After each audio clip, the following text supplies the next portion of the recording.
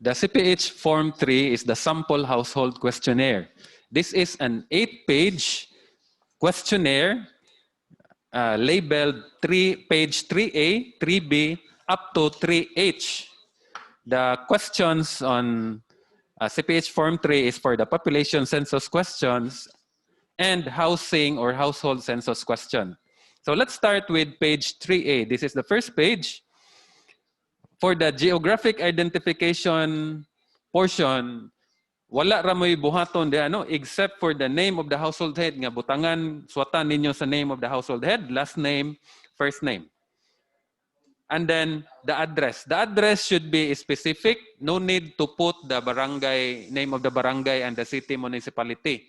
Kung naay street name, house number, sitio or purok, so much the better. No need to write the barangay and the municipality. Ang kanang mga code diha for the province, city, municipality, barangay, enumeration area, etc. The serial numbers, wala ra mo'y buhaton ana, just leave it as is. The enumerator will accomplish that. So only for the name of the household head and the address.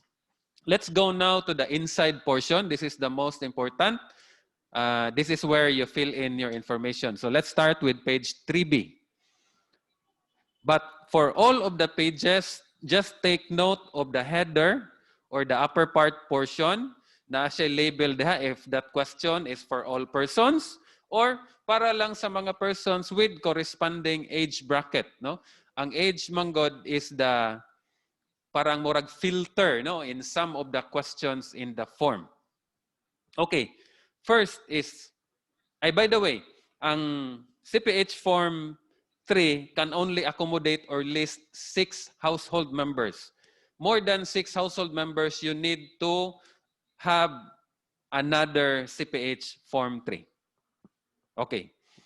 For the first column, we have here the name. So you will write all the household members, starting with the household head. Si household head Jude ang mo-occupy sa first line number. Followed by the spouse of the head, kung naay spouse. And then, the never married children of the head or the spouse from the oldest to the youngest. Naay mga anak nga wala pa naminyo, kinamagwangan nga to sa kinamanghuran. Sunod, kung naay mga anak nga ipon, meaning ever married children of the head or the spouse from oldest to youngest. Mo isunod. And then, other relatives of the head, and then non-relatives of the head, if there is any. Okay? So just see and follow the ideal order of listing of household members. So nakabutang diha last name and first name. You have to write the last name or the family name and then the first name. If the succeeding member is the same family name with the one who is kanang above niya, do not write again the family name. Just write a horizontal line and then isulat ang iyang first name. So, another family member nga dili na pareha og family name, you have to write the family name. But for same family name gali, with the one preceding him or her, just write a horizontal line for that. Okay. Again, only 6 household members can be written per CPH Form 3. Okay, if you have already listed then the persons, no, naa siya checklist or check for diha sa lower left portion of the page, no? Are there any persons in this household who were not yet listed, such as infants, small children, elderly persons, and overseas workers? So, bisag wala diha sa panimalay kay overseas, no? Or wala diha karon kay ni eskwela, ni trabaho, or nagseminar balig usa ka semana, but qualified to be listed in that household kay household member siya, dapat ilista gihapon siya. Okay. So that is the check. And then another is the indicator for additional booklet. Are there more than 6 household member in the household? Yes or no lang. Kay kung yes gali, another booklet. Kung no, so no need to use another booklet.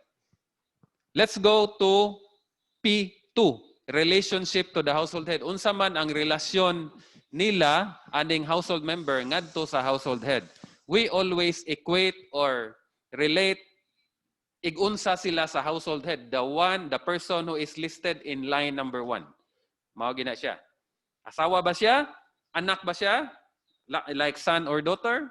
Or papa ba na siya sa household head? Or any other? Ang guide pod ana niya for the relationship naa sa ubos, no? Codes for item P2, relationship to the household head. You have codes there from 01 up to 26. So daghan kayo ang klase sa mga relationship na ay grandson, granddaughter, father, mother, father-in-law, mother-in-law, brother, sister, etc. Next item is P3, sex. So naay this is male or female lang. So you have to write the code in the box, 1 for male kung lalaki, 2 for female kung babae. Next item, P4, is the date of birth. The date of birth is in terms of the month and the year only. No need for the day. Okay? There are 2 boxes for the month, no? Starting from January, which is code 01, up to December, which is code 12. And then 4 boxes for the year.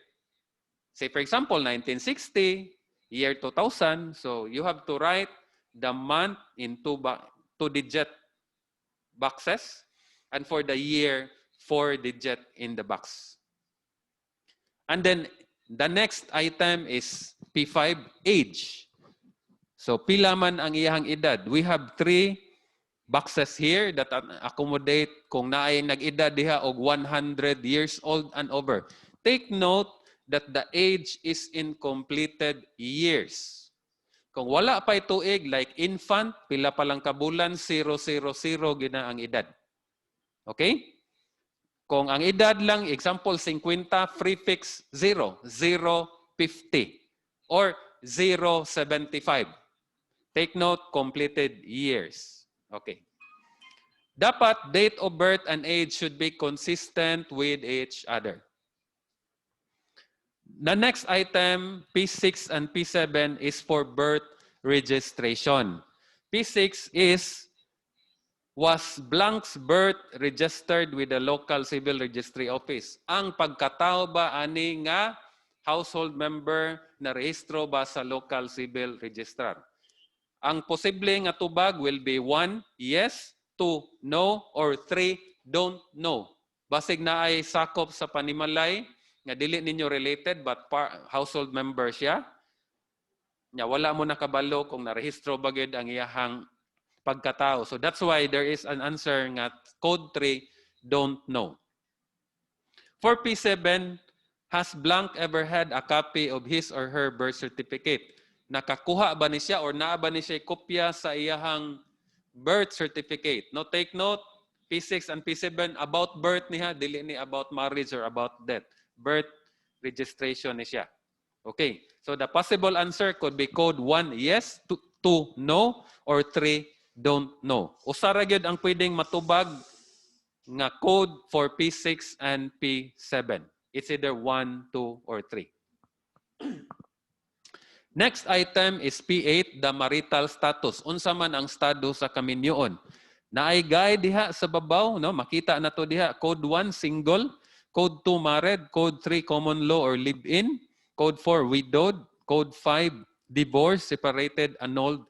Code 6, unknown. Wala mahibaw eh. Okay?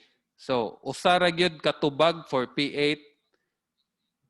It's between code 1 to 6. Take note that it should be the present marital status. What I mean is, say for example, naminyo na siya sa una, gikasal sila, and then namatay, na byudo. So dapat dili siya mag-single. Dapat widowed ang iyahang marital status. Kay diha na may kaminyoon nga nahitabo. Na byudo or na byuda lang. That's why widowed. Dili siya dapat single. Single should never been married. Okay?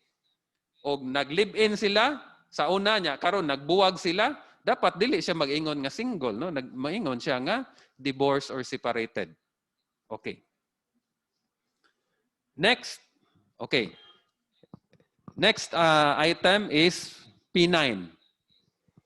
Religious affiliation. Unsa man ang relihiyon, no? This will be asked for all household members again. So isulat lang nimo diha unsa ang religion. It is very important nga dapat specific. Like dili enough nga magbutang og born again. Unsa man gyud ang pangalan sa simbahan nga ilahang giadtuan. Okay? Like naa may daghang mga denomination sa Baptist, no? So dapat unsa gid nga klase nga pagka-baptist, meaning specific because koda na siya, na siya code ibutang unya during the processing ana. So specific is very important. Next item, P10 is the citizenship, and also P11. So P10 is blank a citizen of the Philippines. So kani bang household member or kaning tawhana Filipino citizen ba? So, ang posible nga tubag is yes, Filipino citizen. Code 2, yes, Filipino with dual citizenship. Or code 3, no, dili siya Filipino citizen. So, naigibutang diha nga skipping pattern. Kung code 1 gani ka, meaning yes, Filipino citizen, go to item P12, meaning you will skip P11 because P11 is nangutana, what country or other country is blank a citizen of? So, dili man kani siya Filipino citizen. Unsa man ang ihang citizenship? Okay? So, mo na siya. For P12, ethnicity. Unsa man ang ihang kagikan or dugo or lumad, no? Examples are Cebuano, Waray, Ilocano, Ilonggo, Hiligaynon, etc. So, ethnicity. So, imong isulat diha sa line ang ethnicity and then the code will be done during the processing. Okay. So, again, P1 to P12 will be asked for all persons. Matigulang or mabata, dapat na ay answer ang tanang household members aninya because this is for all persons. The next item, P13, will be asked for all persons 5 years old and over. Makita na to na sa babaw. Okay, this is about functional difficulty, mga kalisdanan, no? So naay unom ka aspeto sa functional difficulty nga dapat ansiran tagsa-tagsa, no? If you are 5 years old and over. Ang posible nga mga tubag ani in the box, of which in the columns there, it is labeled A, B, C, D, E, and F. So, for each of the household member, you will ask, naa ba ni siya kalisdanan or functional difficulty mahitungod sa iyahang pagtanaw bisan og nagsulob og eyeglass? Okay, functional difficulty sa pananaw. Sunod, functional difficulty sa pagdungog, hearing, even if using hearing aid. Ikatulo, kalisdanan sa paglakaw or pagsaka sa hagdanan, walking or climbing steps. Sunod, remembering or concentrating, paghinumdum or pagtimaan. Sunod, self-caring, ang pag-atiman sa iyahang kaugalingon, di ba? Self-caring. O ang ikaunom nga functional difficulty, communicating, no? Ang pag-istorya or pagsulti.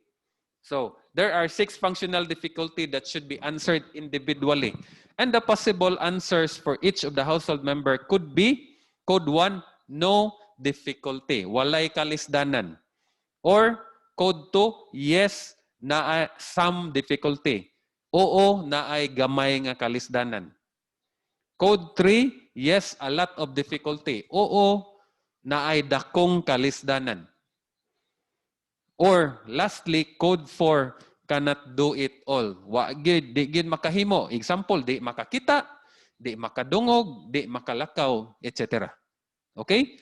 Those are the possible answers, code 1, 2, 3, 4 for the 6 functional difficulty. Again, that is for all persons 5 years old and over.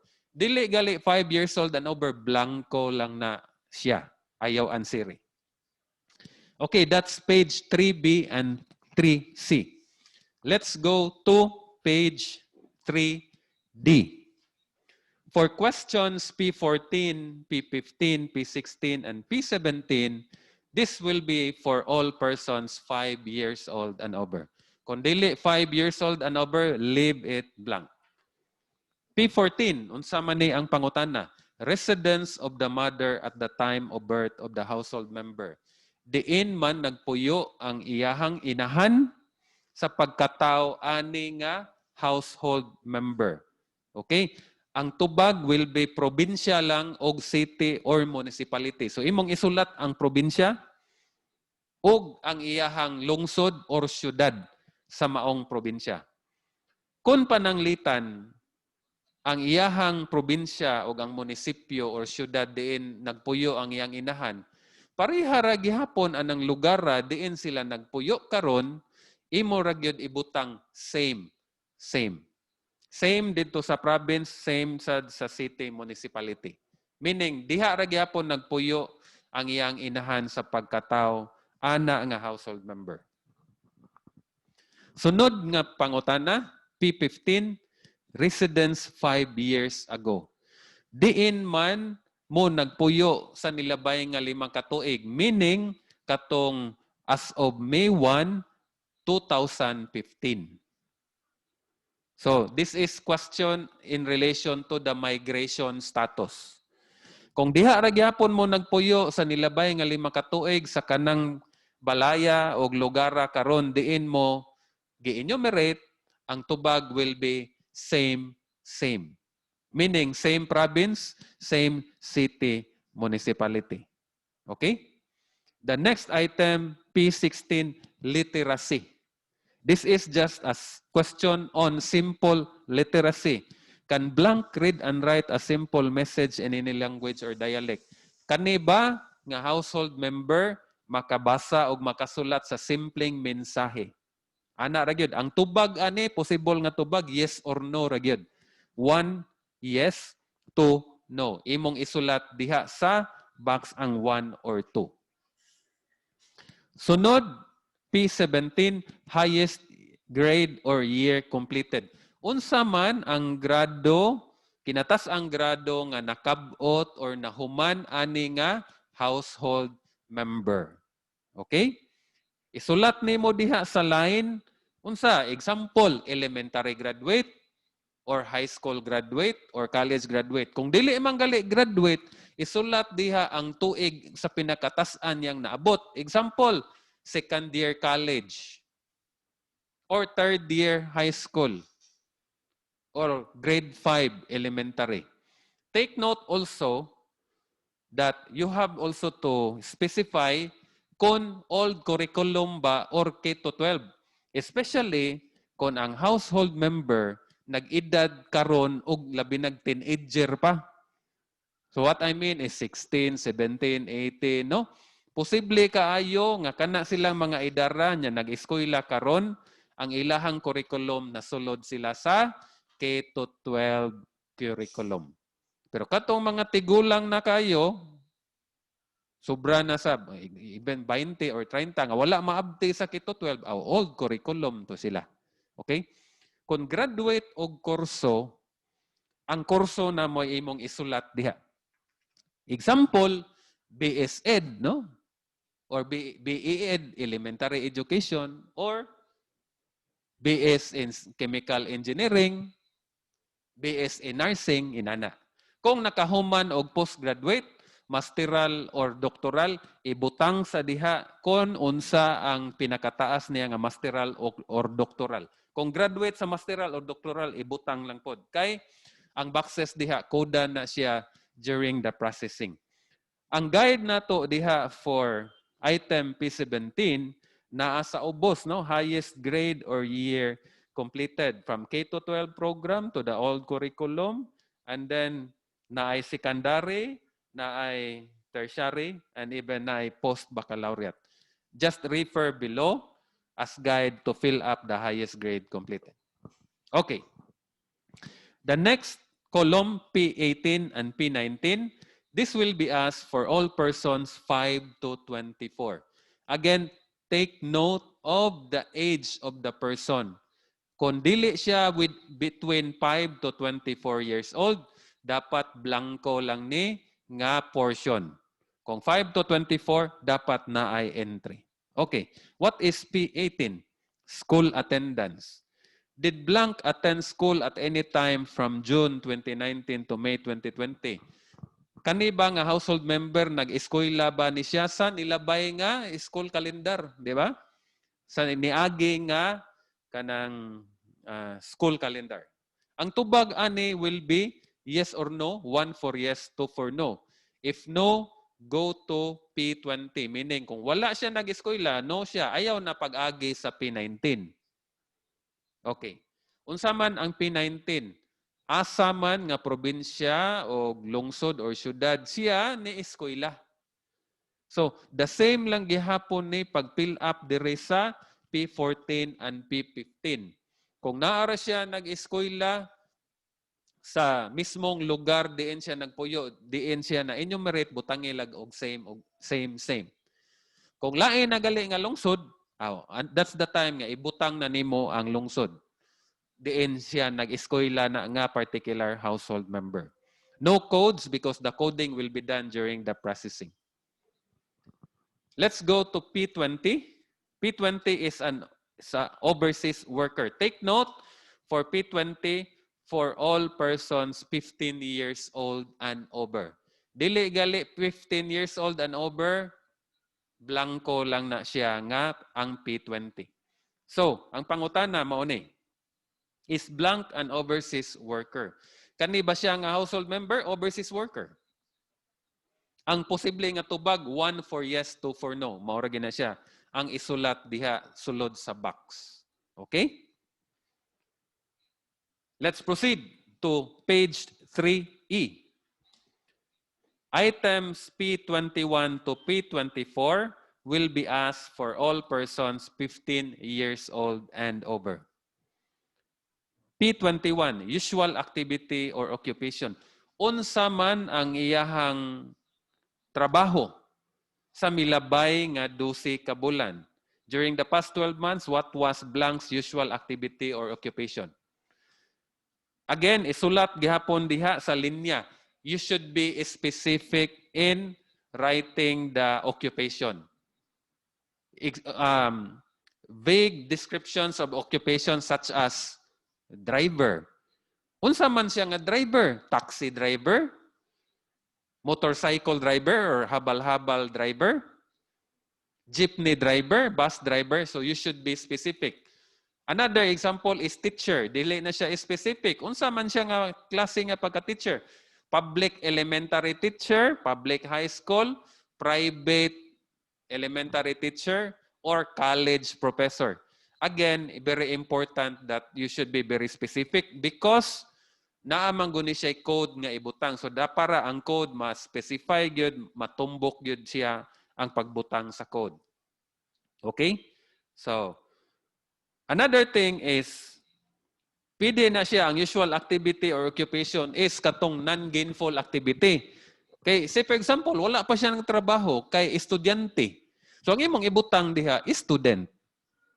Or pwede nga tigulang na, retired, or pensioner, or housekeeper, wala siya nagtrabaho, or bystander, or disabled, no? Mga inana ba? Kay pwede man na siya. So, if those are non-gainful activity nga imong mabutang sa P21, no need to pass P22, P23, and P24. Naaman sa nadiha nakabutang if the answer is student, housekeeper, dependent, or engaged in other non-gainful activity, go to item P25. So you will skip P22, 23, and 24. Next, what is P22? Kind of business or industry. In relation sa iyang occupation in P21, unsa man ang industriya nga iyahang gitrabahoan. So, balikan to nako ang example sa driver. Si for example, taxi driver. Ang iyahang kind of business or industry will be public transport. Mo na siya. Okay. kung ang teacher, public elementary teacher, ang kind of business or industry will be public elementary school. So, P21 and P22 should also be consistent or naa siya connection between them. Unsay trabaho, asa siya nagtrabaho. Okay. Another example could be farmer. So, dili siya specific nga farmer. Unsa man ang iyahang giuma? Corn farmer, rice farmer, vegetable farmer, banana farmer, coconut farmer. Depende ba unsa ang predominant nga crop nga iyahang gitanom. Okay? Ari po ka sa iyahang kind of business or industry, it could be corn farm, rice farm, vegetable farm, coconut farm, banana farm. Again, P21, P22 should be consistent or related between them. P23, class of worker. Naatay guide, nasa ubos ang P23. Codes for item P23. There are 1, 2, 3, 4, 5, 6, 7 code. Code 1, work for private household. Code 2, work for private business or enterprise. Code 3, work for government, government corporation. Code 4, self-employed without any paid employee. Code 5, employer in own farm or business. Code 6, work with pay in own family-operated farm or business. Code 7, work without pay in own family-operated farm or business. So those are the possible answer for code or P23, the class of worker, between codes 1 to 7. In relation sa imuhang work ug diin ka nagtrabaho. The next item will be P24, place of work. Asa man siya nagtrabaho? Again, province and then city, municipality. The same concept or the same manner of answering just like in P19, P14, and P15. Kung diha ra gihapon siya nagtrabaho sa same municipality, diin siya gi-enumerate or gi-census, butangan lang nimo same for the province, same for city, municipality. Let's proceed to the next, P25 to P28. Take note, this will be asked for all female persons for 15 to 49 years old. Para lang ni sa mga babae nga nag-edad 15 ngadto sa 49 anyos. Kung dili ka babae, unya ang imong edad wala pa gyud masulod sa 15 to 49, ayaw pag-answer diha, blanco lang na siya. P25. How many children born alive to this household member? Pila man ang iyahang gihimugso nga buhi ani nga household member. Okay. If none, write 00, then go to item P28. Kung wala pa siya gianak, di 00. Dili na ka moagi sa P26 o P27. Just take note of the skipping pattern. P26. From among the children who have been born alive to this particular household member, how many are still living? Sa tanan niyang gihimugso nga buhi, pila man ang buhi ilang gihapon hangtod karon? Pwede man na nanganak siya 5, but namatay og ang usa. So karon ang buhi 4 na lang. Okay? P26 should be equal or less than P25. P27. From among the children who have been born alive to this household member, how many were born alive from May 1, 2019 to April 30, 2020? Pasabot ani, naabay na tao sa nilabay nga tuig or 12 ka bulan. Okay? So pwede rasad, wala, no? Wala, 0. Pwede ra motubag og 0. Or kung naay na tao, usa. Kuli na siguro kay nang duha, meaning in the past 12 months nakapanganak siya balig ka duha. Although posible gihapon mahitabo. Okay? Or labi na og nanganak niya kaluha, pwede duha. Okay, klaro? Sunod, P28, again mo niabot ka ani kung sa imong P25 nag-answer ka 00, wala pa kay gianak. Pwede ra. Okay. So, what was blank's age as of at first marriage? So, unsa man ang iyahang edad sa iyahang primero nga kaminyoon. Pwede ra pod nga pila ang iyang edad sa iyahang primerong pakigrelasyon or pakigpuyo. Pwede mangguna nga wala makasal ang babae, nakigpuyo lang siya. Pila man ang iyang edad sa pagsugod niya o panagpuyo sa iyahang partner. Okay? Mao gina ang tumong aning pangutanaha. So isulat diri pilay edad. Pilay edad. Okay? Nagbutang po diri if the answer in item P8 katong marital status is code 1 single ka, meaning ang single never been married, wala po kay gikaipon sa una, wa gyud ka naminyo, wala gyud tanan, pwede ra nga mag-live blank ka aning P28, age at first marriage, kay single pa man ka or wala kay gikaipon. Okay?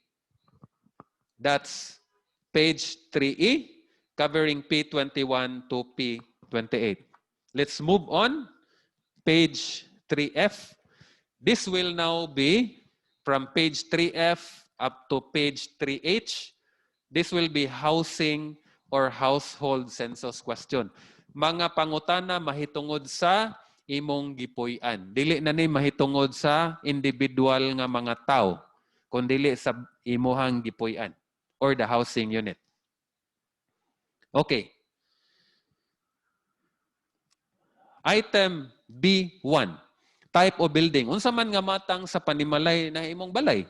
So ang choices diha, usa ra gyud no ang imong pilian anang 1 to 9. Code 1, single house. Code 2, duplex. Code 3, apartment, accessoria, row house. Code 4, condominium, etc. Up to code 9. No? So, usara gyud ang imuhang ibutang diha sa box for B1. Next, B2. Number of floors of the building. Pila man kaandana ang balay nga imuhang gipuy-an? 1 floor, 2 floors, 3 floors. So, code 1 is 1 floor. Code 2, 2 floors. Code 3, 3 floors.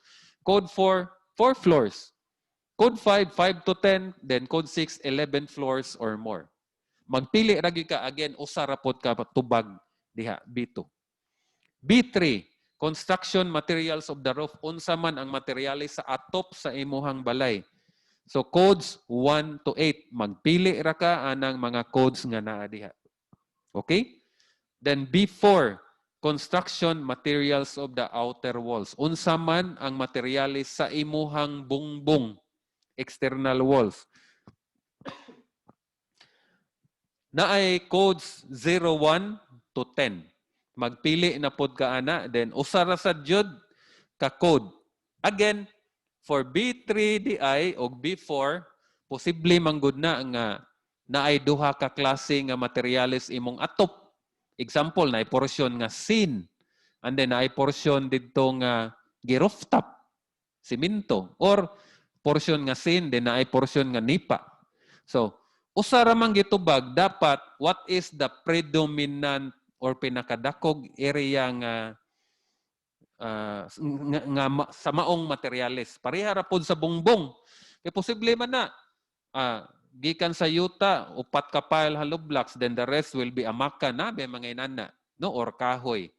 So dili siya concrete. So unsa man gid ang pinakadaghan nga materyales, mo to imong itubag para sa B3 o B4. Kay usara man gid ang dapat tubag diha.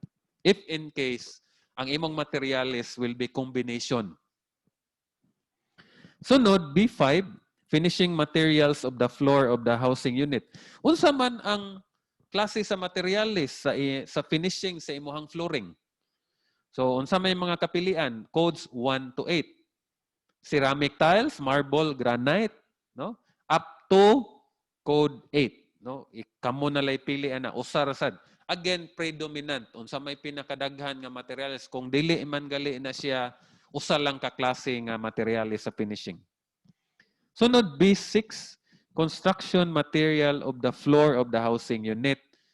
Ang katong B5, unsay finishing material kanang yung makita mo'y naa sa babaw. But ang kaning B6 is unsa man ang ilawom, no, anang imong flooring.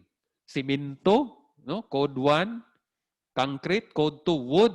Code 3, coconut lumber. Code 4, bamboo. Code 5, earth.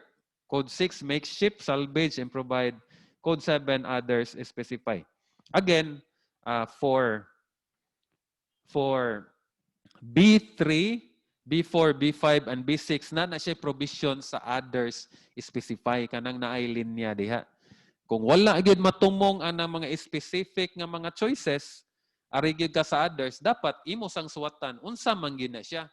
That's why specify. Okay? And then usara ka code ang isulat sa box. The next item, B7, state of repairs of the building. Unsa man ang estado sa imuhang gipuy-an. Unsa may pasabot ani?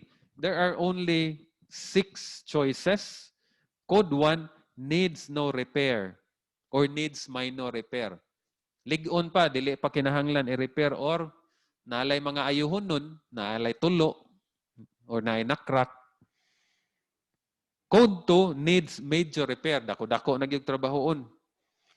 Code 3, dilapidated, condemned. No? Kagubaon na gyud. Code 4, under renovation, being repaired. Posible nga at present, gi-renovate, giayo. Code 5, under construction or ongoing. Gitukod pa pero gipuy-an na. And then, Code 6, unfinished construction. So for B7, possible answers will be between code 1 to 6. Again, only one code in the box. Next item, B8, year building was built. So kanus aman natukod ang imuhang balay nga gipuy-an. So naay mga choices diha, no? Between codes 01 to 11. So naay mga particular year. Take note that this is answered in terms of the year.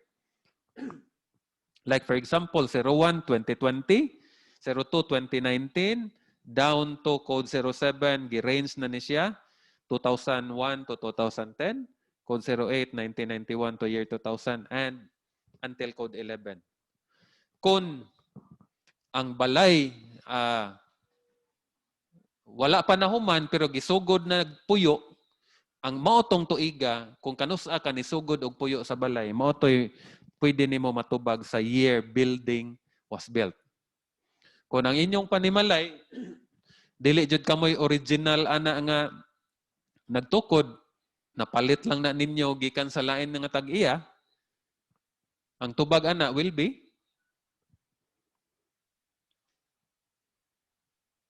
pwede ra pod nga inyong i-relate ngadto kung kanus agid mo nagsugod og puyo unya diha naman ang balaya kay napay lain nagpuyo. So basin masulod ra aning mga year nga gi-range, no? Or as a last resort mag don't know. Don't know na may option diha for the don't know. The next item will be D1, floor area of the housing unit. Unsa man kadak-a ang panimalay nga inyong gipuy-an, floor area. Take note that the floor area, kung pila ka andana, dos andanas na imong balay, dapat ang floor area sa first floor o sa second floor imong i-add. Okay? Mo na siya. In terms of square meters, but take note that the estimated floor area usually gi-range na diri, no? So ang choices na to diri will be between code 01 to code 11. Gi-range na diha ang mga choices. Next item, H1, tenure status of the housing unit or lot. So ang pangutana, what is the tenure status of the housing unit and lot occupied by this household? Unsa man ang klase sa pagpanag-iya ninyo sa balay o yuta nga inyong gipuy-an? Choices will be codes 1 to 7. Code 1, own or owner-like possession of the house and lot. Code 2, own house, rent lot, and so on.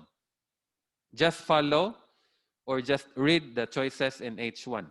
Take note na siya skipping pod, no? In code 5, rent house and room including lot, gaabang lang mi, you go to H4. Kaya adto sa H4, mangutana man na pila man ang inyong abang. Kung rent-free house and lot with consent of owner, code 6, you go to H5 as well as also code 7. kung ninyong tubag between code 6 and 7 or 7, you go to H5. Okay? The next question will be H2, acquisition of the housing unit. Giunsa man ninyo pagpanag-iya ang inyong balay nga gipuy-an. So possible choices are between codes 1 to 5. Code 1, inherited, amo ning nasunod, you go to H5, na skipping pattern.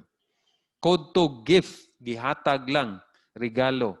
Go to item H5 na pod. Code 3, company benefit, go to item H5 sad. Code 4, purchase, amo ning gipalit. But take note, si code 4 nga purchase, apil pod ng balay nga inyong gipuy-an, nga kamo gyud mismo ang nagpatukod. Meaning, kamo may nagpalit og materials, nagsuhol mo og labor. So, gitukod gyud ninyo, constructed. That is also part sa code 4 purchase. Okay? And then code 5, others. Wala agad masulod sa code 1, 2, 3, 4. Unsa man siya. So, you need to specify unsa. Again, write the code inside the box. Only one choice. Next, we'll go to page 3G. In 3G, di another H3. So, source of financing of the housing unit. Did this household avail of the following sources of financing in the construction or purchase of this housing unit? Take note nga moari ka sa H3 kung ang imong answer sa H2 is code 4, purchase. Apil na po itong kamuray nagpalit sa material, nagbayad mo sa labor, meaning kamuray nagpa-construct. So, ang H3 man good is, asa man ninyo gikuha or diin gikan ang pag-finance ninyo, pagpalit or pagtukod sa inyohang balay. Okay. Karon, ang answer ra gyud ani in A, B, C, D, E to F is either 1 or 2. 1 for yes, 2 for no. So in letter A, own resources, interest-free loans from relatives and friends. Kung nigamit ka ana niya or ma-fit na nimo, mag-answer ka diag 1 for yes. Or pwede pod government assistance, pag-ibig, GSIS, SSS, LBP, others. So it's either 1 or 2 ra gyud inside the box. Kung dili na siya, wala ka naka-avail ana, mag-no ra ka. Kung naka-avail ka na nga particular choice diha, yes ka, mag-1 ka sa box. Okay? So C is private bank, foundation, cooperative. D, employer assistance. E, private person. And F, others, specify. Again, kung na-specify gali, you should specify.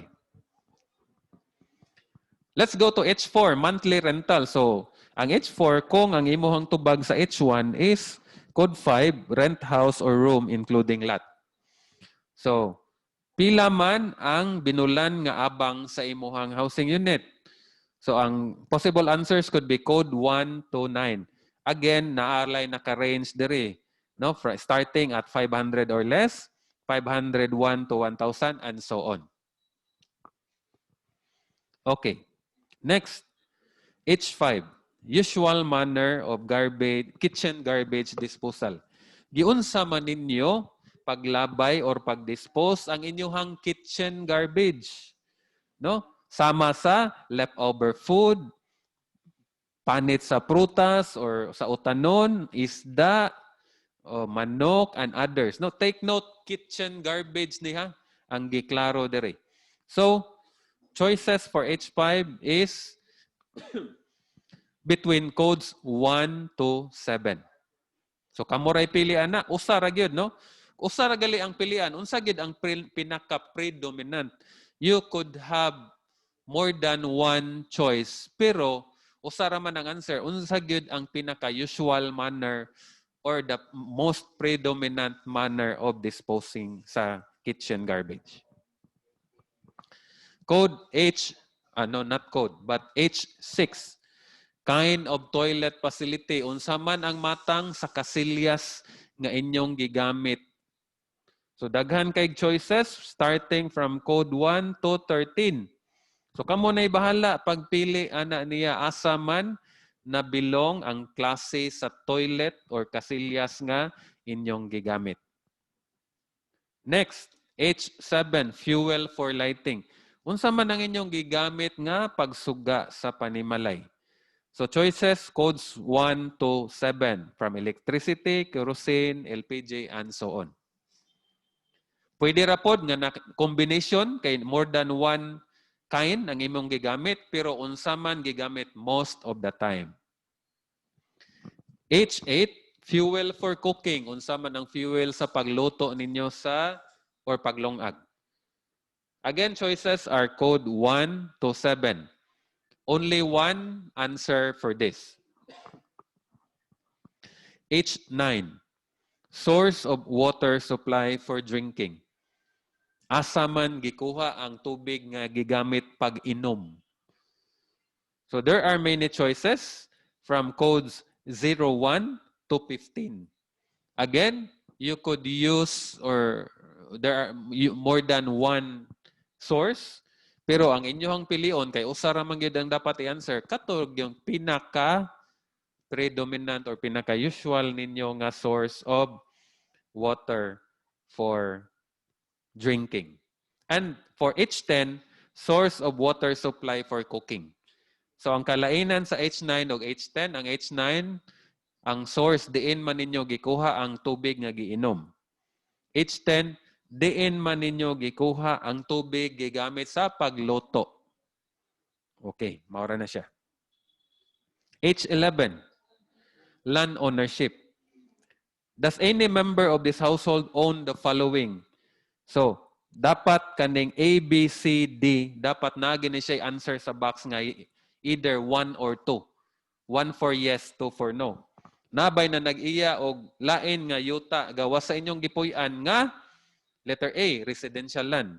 Letter B, agricultural land. Letter C, agricultural land acquired through CARP. Letter D, other lands. Then specify. So all the boxes there should have either 1 or 2. Let's proceed to the last page, 3H. First question in 3H is H12. Presence of operator in crop farming, livestock and poultry raising, aquaculture, fishing, and other farm activities. There are A, B, C, D, E nga dapat na ay tubag either 1 or 2. Yes or no ra gihapon. So ang pangutana, sa milabayng tuig 2019, naabay miyembro sa inyuhang panimalay nga nag-operate og A, crop farm, B, livestock and poultry farm, C, aqua farm, D, fishing activity, E, other farm activity, specify. So you should have answered there either 1 or 2 inside the box. So all the box should have either 1 or 2. Okay? H13, language, dialect generally spoken at home. Unsa man ang lengguwahe nga inyong gigamit sa inyong panagstorya diha sa inyong panimalay. Kani siya nga pangutana, dapat magsulat ra ka diha, write-in entry ni siya, dili ni siya code nga pili-pilian. So magsulat ka sa line, unsa ang lengguwahe nga inyong gigamit. Example, Cebuano, Tagalog, or English mo all of the time or most of the time. The code box will be coded during the processing. H14, residence 5 years from now. So kung naatay pangutana kaganina nga residence 5 years ago, karon kani siya will be futuristic. This pertains to migration intention. So, asa man nga probinsya o syudad or lungsod kamo gusto mo puyo sa umaabot nga sa musunod nga 5 ka tuig. That is in May 1, 2025. Kung wala amoy plano nga mobalhin og puyo other than your present address or location, just write same and same for province and city municipality. If not, na mo'y intention to migrate to other places, even outside Philippines or in abroad, just write it there. Okay? Next, H15. These are now the presence of household conveniences and ICT devices, and also including vehicles. Categorized into household conveniences, ICT devices, and vehicles. So from letter A up to letter S. Again, yes or no lang, no? Inside the box. So in this for this household, naa ba mo'y letter A, refrigerator or freezer? Yes or no? Wala na nangutan na og pila ka buok ha? Kundili, naa ba or wala? 1 for yes, 2 for no. Stove with oven or gas range, katog yung oven, lahi tong kuan ha, lahi tong kanang wala siya oven ba? Kana lang burner lang to, burner. Take note ang kanang stove with oven, kanang gitawag na to gas range, kanang mubarog. And so on, no? Microwave, washing machine, air conditioner, electric fan, and other cooling equipment. Then ICT devices, radio, cassette, AM, FM, television, and so on. Then vehicles, car, van, jeep, truck, motorcycle, up to motorized boat or bangka. Okay? All the boxes in the right should have either 1 or 2 for yes or no. Next item, H16, internet access. So ang pangutana, what type of internet access is or are available at home? Unsa man ang naa ninyo nga internet access sa inyohang gipuy-an nga balay? So A, B, C, D. Again, each of the box should have 1 or 2 for yes or no. So fixed or wired narrowband or broadband for letter A. Then letter B, fixed wireless broadband. Letter C, satellite broadband network, or letter D, mobile broadband network via handset card, no? Okay, so kamo na'y bahala. Mag-fill up na either 1 or 2 for yes or no. And last item, H17, internet use. The question is, where did this household member use the internet in the last 3 months? Asa man mo nagamit sa internet sa milabay nga 3 ka bulan? So naay mga choices diha, letter A up to H. At home, work, school, another person's home, public place, private establishment, internet cafe, or computer shop, or in mobility. So, all the boxes at the right side should have either 1 or 2 for yes or no. Naka-internet ka sa imong balay? Yes. Sa imong trabahoan na internet? Okay, yes pud ka. Or sa imong pag-eskwela, naa ba internet? Nakagamit ka dito og internet? Yes pud ka. At to sa public place, naka-wifi ka? Yes. So it's either yes or no in all of that boxes at the right portion. Okay? So, again, for page 38, from H12, H13, H14, H15, H16, and H17, all the boxes there, except the I for H13 and H14, all the boxes there should have either code 1 or 2 for yes or no. Thank you. Good day.